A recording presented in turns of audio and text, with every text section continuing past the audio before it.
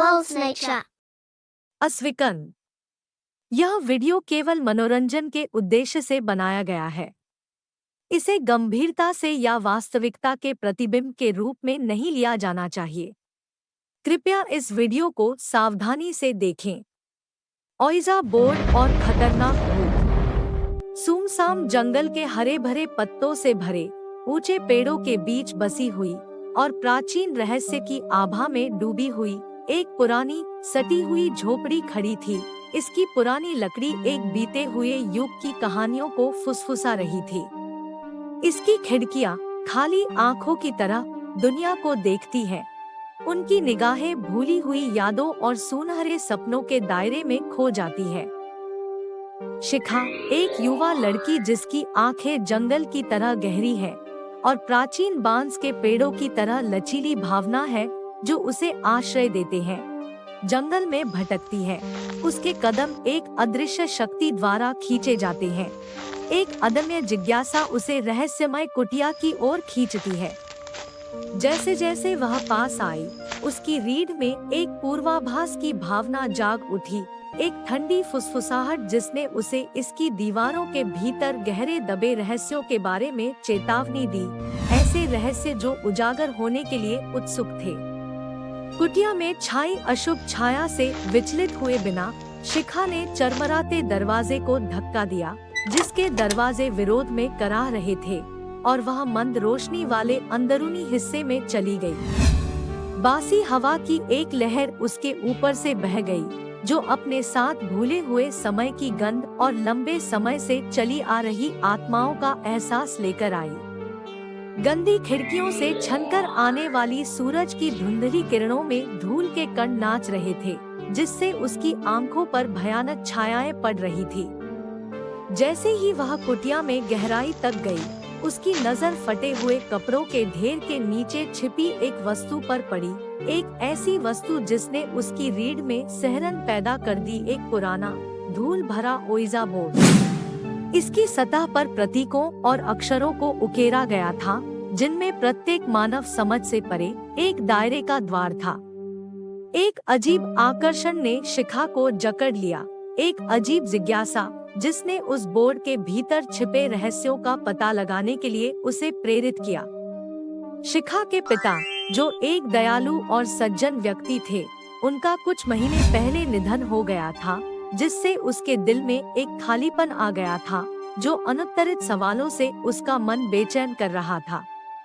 वह आखिरी बार अपने पिता से बात करने, उनकी बुद्धिमत्ता में सांत्वना पाने और उनके शब्दों में निष्कर्ष निकालने की इच्छा रखती थी।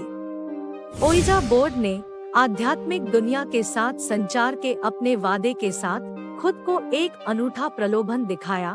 वह दोहक के समुद्र में आशा की एक किरण लेके आई थी। उस रात जब चंद्रमा ने सोई हुई दुनिया पर अपनी पीली चमक बिखेरी, शिखा ने अपनी सहेली कनिष्का, जो असाधारण चीजों में समान आकर्षण वाली लड़की थी, उसको जीवित और मृत के बीच की दूरी को मिटाने के प्रयास में शामिल होने के लिए बुलाया। साथ में उन्होंने शिखा के बेडरूम में ओइजा बोर्ड को स्थापित किया। उनके दिल प्रत्याशा और घबराहट के संकेत से धड़कने लगे। कांपती उंगलियों के साथ उन्होंने अपने हाथ प्लेंचेट पर रखे। वहां एक छोटा त्रिकोणीय सूचक था, जो उनके संचार के माध्यम के रूप में काम करने वाला था। जैसे ही उन्होंने अपना पहला प्रश्न पूछा, हवा प्रत्याशा से घनी हो गई। उनकी आवाजें रात के सन्नाटे के ऊपर बमुश्किल सुनाई दे रही थी। पहले तो कुछ नहीं हुआ। प्लेंचेट गतिहीन रहा, मानो आत्मा की दुनिया उनकी दलीलों के प्रति उदासीन थी। लेकिन फिर अचानक झटके के साथ प्लेंचेट ने हिलना शुरू कर दिया। बोर्ड के पार अक्षरों का पता लगाना और पर्दे के पार से संदेश लिखना शुरू कर दिया। शब्द पढ़ते ही शिखा का दिल खुशी से उछल पड़ा। उसकी आंखें अविश्वास से चौड़ी हो गई। संदेश प्यार और आश्वासन से भरे हुए थे, ऐसे शब्द जो उसके पिता की आवाज को प्रतिध्वनित करते थे। उनकी कोमल आत्मा मृत्यु के बाद की गहराइयों से उस तक पहुंच रही थी। कनिष्का विस्मय से देखती रही जब प्लेंचेट पूरे बोर्ड पर नाच रहा था। उसके प्रारंभिक संदेह ने आश्चर्य की भावना को जन्म दिया। संदेश, हालांकि अलौकिक और गूढ़, एक ऐसी सच्चाई से गूंजते थे जिसे नकारा नहीं जा सकता था। जैसे जैसे रात गहरी होती गई, संदेशों का रंग गहरा होता गया। वह आत्मा, जो प्रारंभ में परोपकारी और प्रेमपूर्ण थी, अधिकाधिक उत्तेजित होती गई। उसके शब्दों में क्रोध और आक्रोश भर गया। इसमें विश्वासघात और अन्याय के बारे में बात की गई। एक जीवन को छोटा कर दिया गया और एक आत्मा को सूक्ष्म लोक में भटकने के लिए छोड़ दिया गया, जो कि उसके द्वारा किए गए गलतियों के लिए प्रतिशोध की तलाश में था। शिखा और कनिष्का ने एक दूसरे को असहज नजरों से देखा।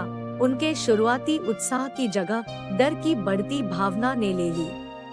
आत्मा के शब्दों में एक स्पष्ट खतरा था, एक ऐसा खतरा जिसने उनकी रीढ़ की हड्डी में सिहरन पैदा कर दी। अंतिम संदेश एक भयावह अंत के साथ दिया गया। आत्मा की असली पहचान का पता चला। वह शिखा के पिता नहीं, बल्कि एक प्रतिशोधी आत्मा थी, जो ओइजा बोर्ड के भीतर सदियों से फंसी हुई थी। उसका गुस्सा एक खुले घाव की तरह फैल रहा था। उस आत्मा ने शिखा को उसे जगाने और दुनिया पर अपना क्रोध प्रकट करने का दोषी ठहराया और धमकी दी कि अगर उसने उसकी मांगों को पूरा नहीं किया तो वह बदला लेगा। शिखा और कनिष्का को आतंक ने घेर लिया, क्योंकि उन्हें उस खतरे का एहसास हुआ जिसमें उन्होंने खुद को फंसाया था। उन्होंने भागने की कोशिश की, लेकिन भूत ने दोनों को रोका। उसकी शक्ति उनके डर से बढ़ गई, उनका रास्ता रोक दिया। वे एक तामसिक आत्मा की चंगुल में फंस गए थे, जो जीवित लोगों पर कहर बरपाना चाहती थी। जैसे ही सारी उम्मीदें खत्म हो गई, एक उज्जवल रोशनी ने कमरे के अंधेरे को चीर दिया और परी माँ नाम की एक खूबसूरत परी गॉडमदर उभरी। उसकी उपस्थिति शांत कर रही थी। उसकी आभा एक अलौकिक शांति बिखेर रही थी, जिसने दमनकारी वातावरण को दूर कर दिया। परी माँ एक अभिभावक देवदूत थी, जो शिखा के पिता के निधन के बाद से उसकी देखभाल कर रही थी। परी माँ ने उन पर आने वाले खतरे को महसूस किया था। वह आसपास ही मंडरा रही थी, मदद करने के लिए उचित अवसर की प्रतीक्षा कर रही थी। जैसे ही तामसिक भूत शिखा और कनिष्का पर अपना क्रोध प्रकट करने के लिए तैयार हुआ, परी माँ आगे बढ़ी।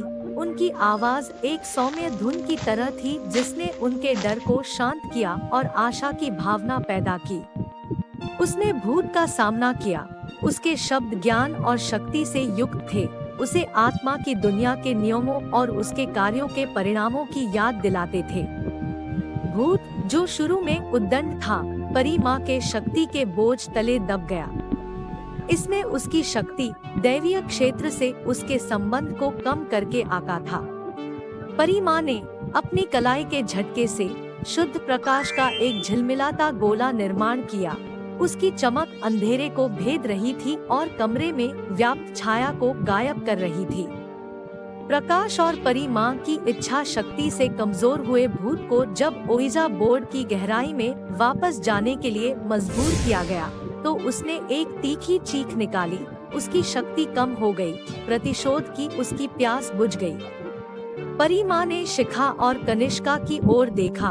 उनकी आंखें करुणा से भर गई। उसने धीरे से उन्हें आध्यात्मिक दुनिया में हस्तक्षेप करने के खतरों और जीवित और मृत के बीच के नाजुक संतुलन की याद दिलाई। उन्होंने समझाया कि ओइजा बोर्ड, हालांकि कि हानिरहित प्रतीत होता है और मानव समझ से परे क्षेत्रों का प्रवेश द्वार है, ऐसे चीजों से हमें दूर ही रहना चाहिए। परी माँ के शब्दों से प्रभावित होकर शिखा और कनिष्का ने उनके मदद के लिए आभार व्यक्त किया।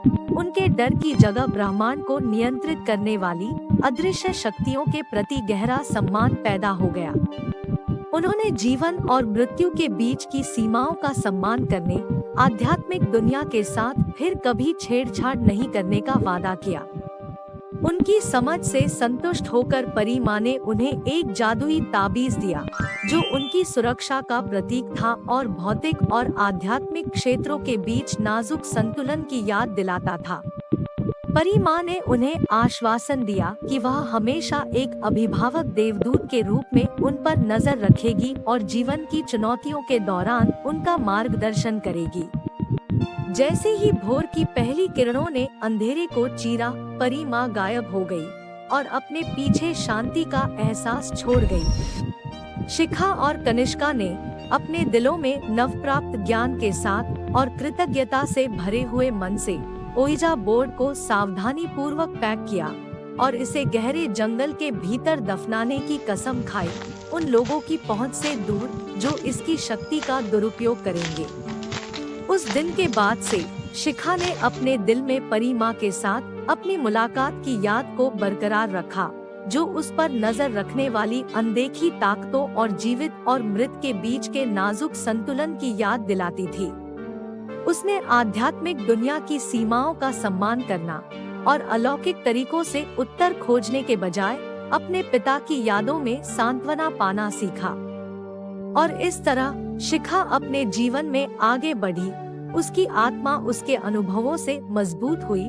परी माँ नामक अभिभावक देवदूत की कृपा से उसका दिल हमेशा के लिए परी माँ के प्रति प्यार से भर गया। धन्यवाद सभी दर्शकों को जिन्होंने वर्ल्ड्स नेचर यूट्यूब चैनल पर इस कहानी को देखा। मुझे उम्मीद है कि आपको यह कहानी पसंद आई। यदि आपको यह कहानी पसंद आई है तो कृपया इसे एक लाइक दें और वर्ल्ड्स नेचर चैनल को सब्सक्राइब करें। आपके लाइक और सब्सक्राइब हमें आपके लिए और भी बेहतर सामग्री बनाने में मदद करते हैं।